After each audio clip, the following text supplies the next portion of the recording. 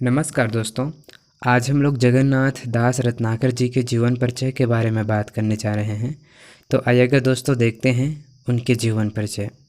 जगन्नाथ दास रत्नाकर का जन्म वाराणसी में सन 1886 में हुआ। शिक्षा प्रेरणा की बात करें तो जगन्नाथ जी को विरासत में लेखन की प्रेरणा मिली।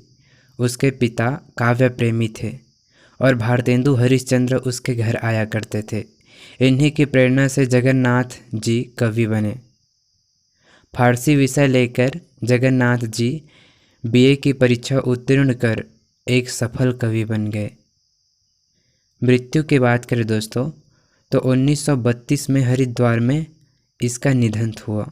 रचना की बात करें तो उद्धव शतक, गंगावतरण, बिहारी सतसई पर बिहारी रत्नाकर टीका आदि इन्होंने लिखा है।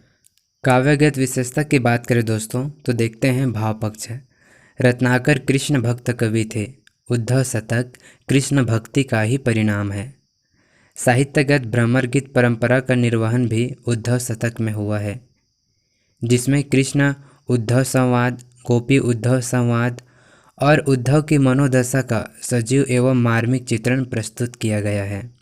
उदाहरण में देखें तो विरह विथा की कथा अखत अथाह माह, कहत बनय ना जो, प्रवीण सुकवीन सौ। रत्नाकर जी के काव्य में भक्ति और रीति शैली का सम्मिश्रण एवं मानव स्वभाव का कुशल चित्रण हुआ है। उत्सुकता, प्रेम, क्रोध आदि मनोभावों का अनुभवों एवं संचारी भावों के द्वारा चित्रण उपस्थित कर देना रत्नाकर जी की विशेषता है। उदाहरण में देखें तो प्रेम मंद छाके पग, परत कहाँ के कहाँ, थाके अंग नैननी शिथिलता सुहाई है। रत्नाकर जी ने प्रबंध और मुक्तक दोनों तरह की रचनाएं की है।